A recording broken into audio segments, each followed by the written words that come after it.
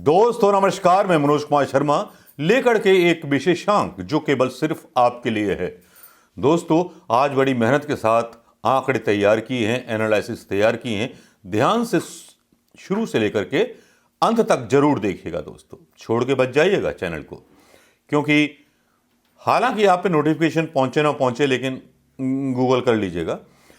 बात करेंगे तमिलनाडु की राजनीति के बारे में। जिस तरह तमिलनाडु की राजनीति के बारे में काफ़ी उछाल पुछाल चल रहे हैं, जिसके बारे में ना तो कोई यूट्यूबर बात कर रहा है ना कोई मीडिया बात कर रहा है, लेकिन अंदर खाने खबरें जो बंगाल में दिखाई जा रही हैं वो इस तरह से सनसनीखेज दिखाई जा रही हैं कि जिनके बारे में बस बताऊं क्या आपको। बंगाल की हकीकत भी बताऊंगा, लेकिन तमिलनाडु की हकीकत और किस तरह से भारतीय जनता पार्टी घुसना चाह रही है तमिलनाडु के अंदर, उसका एक मास्टर प्लान शाह का क्या है, अमित शाह का, वो भी आपके बीच लेके आना चाहूंगा दोस्तों। अब आप सोच रहे होंगे ऐसा कौन सा प्लान है अमित शाह साहब का।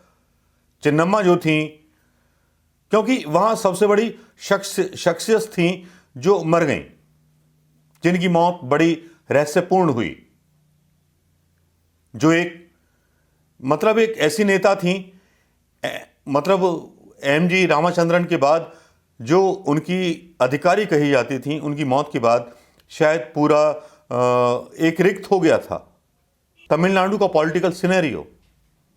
और उनकी सहयोगी थी शशिकला। कौन नहीं जानता शशिकला को और जया जी को, जो तमिलनाडु की राजनीति में प्रभाव रखती हैं, जिन्होंने कांग्रेस विरोधी भी राजनीति की और भारतीय जनता पार्टी के साथ भी राजनीति की, क्योंकि केंद्र से मिलकर चलेंगे तभी एड आएगी और राज्य का विकास हो पाएगा।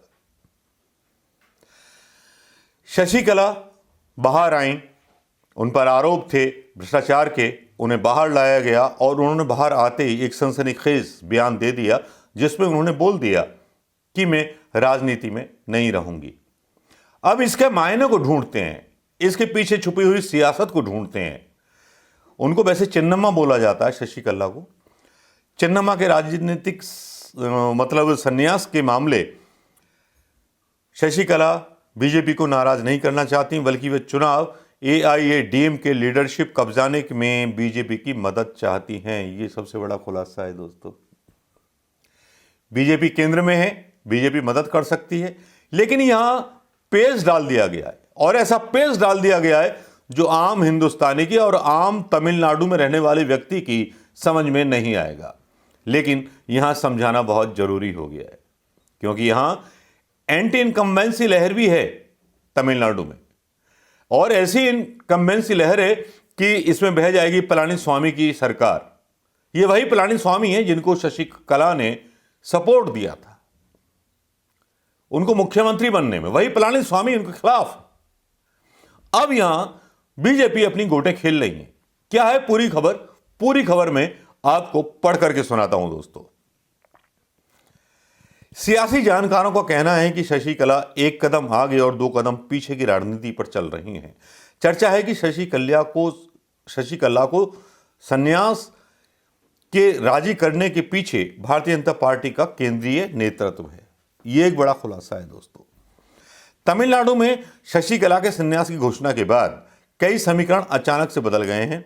बीजेपी AIADMK गठबंधन के लिए जेल से निकली शशिकला धीरे धीरे एक चुनौती बनती जा रही थी, लेकिन बुधवार को शशिकला ने अचानक राजनीति से संन्यास लेने का फैसला कर लिया। चर्चा है कि शशिकला को संन्यास के लिए राजी करने में भारतीय जनता पार्टी के केंद्रीय नेतृत्व की बड़ी भूमिका रही। राज्य के सियासी पंडित शशिकला के संन्यास के लेने के पीछे कई बड़े रणनीतिक कदम के रूप में देख रहे हैं। शशिकला के जेल से बाहर आने के बाद उनकी पुरानी पार्टी AIADMK ने उनको पार्टी में वापस लेने से साफ मना कर दिया। इसके बाद शशिकला ने अन्ना द्रमुक के मौजूदा नेतृत्व के खिलाफ शक्ति प्रदर्शन भी किया था।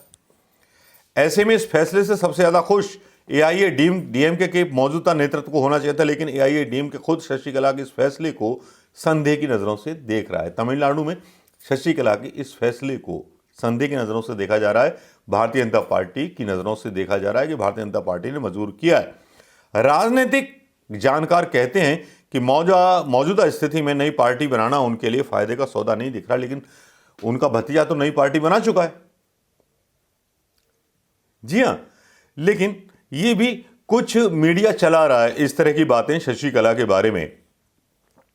अब शशिकला अगर मान लीजिए आ जाती हैं तो जयललिता की पुरानी सहयोगी थी। जयललिता का तो आप कद जानते हैं, जयललिता थी क्या, पार्टी की हार से जो ठीकरा फूटेगा उससे बचना चाहती हैं। इनकम्बेंसी का मैंने आपको फैक्टर बोल ही दिया। जयललिता की सहयोगी और उनकी विरासत की दावेदार होने के अलावा शशिकला थेवर कम्युनिटी से आती हैं। थेवर कम्युनिटी वो पुराना वोट बैंक है जिस पर शशिकला की और जयललिता की बहुत बड़ी पकड़ थी। फिलहाल एआईएडीएमके को एंटी इनकम्बेंसी का नुकसान होता दिख रहा है। ऐसे में अगर चुनाव हारती हैं तो उनका सारा ठीकरा शशिकला पर फूटेगा और पार्टी में उनकी वापसी के रास्ते को लेकर के हमेशा रास्ते बंद हो जाएंगे। संन्यास के बाद वो इस दुविधा से बाहर आ गई हैं। डीएमके को फायदा होने से रोकना, ये एक दूसरी स्ट्रेटजी है भारतीय जनता पार्टी की। डीएमके को भी शशिकला के इस निर्णय से झटका लगा। वो चाह रहे थे शशिकला आ जाएंगी तो इन्होंने जो भ्रष्टाचार किया है उसके खिलाफ हम प्रदर्शन करेंगे, ये करेंगे, वो करेंगे, लेकिन वो मौका भी भारतीय जनता पार्टी ने एक तुरुप का पत्ता चल करके, शाह के प्लान ने चल करके वो अलग कर दिया। अगर वो एआईएडीएमके की मौजूदा लीडरशिप का विरोध करती तो वोट बढ़ जाते और सीधा फायदा डीएमके को मिलता, लेकिन अब शशिकला के साइलेंट हो जाने के बाद डीएमके को झटका लगा है। हाँ, एआईएडीएमके इससे नाराज जरूर है, लेकिन वे नहीं चाहेंगे कि इसका फायदा डीएमके उठाए। इसका मतलब यह है कि बीजेपी को केवल खुश किया जाए। बीजेपी शुरू से इस पक्ष में थी कि शशिकला पलानीस्वामी पन्नीर सेल्वम के गुट में समझौता हो। बीजेपी ने समझौते के लिए सभी पक्षों से बात भी की थी। बीजेपी ने भी शशिकला के फैसले पर खुशी जाहिर की। राजनीतिक जानकार कहते हैं शशिकला देखिए खुशी जाहिर कर रहे हैं एक ऐसी नेता के ऊपर जो भ्रष्टाचार के मामले में जेल गई थी। भारतीय जनता पार्टी के नेता खुशी जाहिर कर रहे हैं जो भारतीय जनता पार्टी की मतलब हाँ में हाँ भर देता है, गंगा में नहा लेता है, वो ईमानदार बन जाता है, ठीक रावण की सेना की तरह। अब तीसरा पॉइंट था कि जनता की सहानुभूति हासिल कर लें। एआईएडीएमके में चुनाव हारने की स्थिति में शशिकला को हार का जिम्मेदार माना जा सकता था, लेकिन अब संन्यास के बाद उन्हें जनता की सहानुभूति मिलेगी। जयललिता का सपोर्ट बेस भी उनके साथ रहने का अनुमान है, लिहाजा यह संन्यास शशिकला को ब्लेम बनने से रोकेगा और उनकी आगे की राजनीति में मददगार साबित होगा। तमाम चुनावी सर्वे में सत्ताधारी एआईएडीएमके को डीएमके से पीछे दिखाया जा रहा है। जो वहाँ के इलेक्शन के जो वो हो रहे हैं पोल वगैरह जो दिखाई जा रही है रिपोर्टें, सत्ता विरोधी लहर का भी नुकसान हो रहा है और साथ ही पार्टी में ईपीएस ओपीएस की गुटबाजी भी सक्रिय है। दूसरी तरफ शशिकला 6 साल से 6 साल चुनाव नहीं लड़ सकती शशिकला, 6 साल। अगर एआईएडीएमके के चुनाव में हार जाती है तो पार्टी में आपसी लड़ाई में गुटबाजी तेज होगी, शशिकला को फायदा मिलेगा, भारतीय जनता पार्टी इसमें उनकी सहायता करेगी। इन सब की निगाहें भारतीय जनता पार्टी की निगाहें जो हैं टीटीवी दिनाकरण की तरफ हैं। दिनाकरण ने संन्यास के बाद कहा था कि वे उससे सहमत नहीं है। हमने 30 मिनट तक इस निर्णय को रोक रखा, लेकिन शशिकला नहीं मानी। उनके भतीजे ने ये स्टेटमेंट दिया है। वैसे बंगाल में ममता का जो भतीजा है मोदी जी के गले की फांस बन गया है, जबकि उसने अपनी अलग पार्टी बनाई और आर के नगर की महत्वपूर्ण सीट उपचुनाव में डीएमके और एआईएडीएमके को हराया था। अब यह है प्लान। किसका प्लान है? भारतीय जनता पार्टी का। अब इस प्लान के मतलब समझिए कि जो 6 साल तक चुनाव नहीं लड़ सकती है, तमिलनाडु में ये घुसपैठ करना चाह रहे हैं।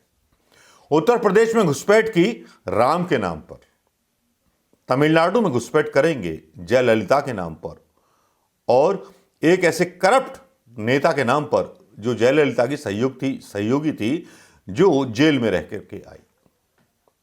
देखिए ना प्लान कितना मजबूत है। लेकिन क्या इस प्लान में कामयाब हो पाएंगे या स्टालिन इनके प्लान को जबरदस्त जवाब दे पाएंगे कांग्रेस के साथ मिलकर के? यह देखना बाकी होगा।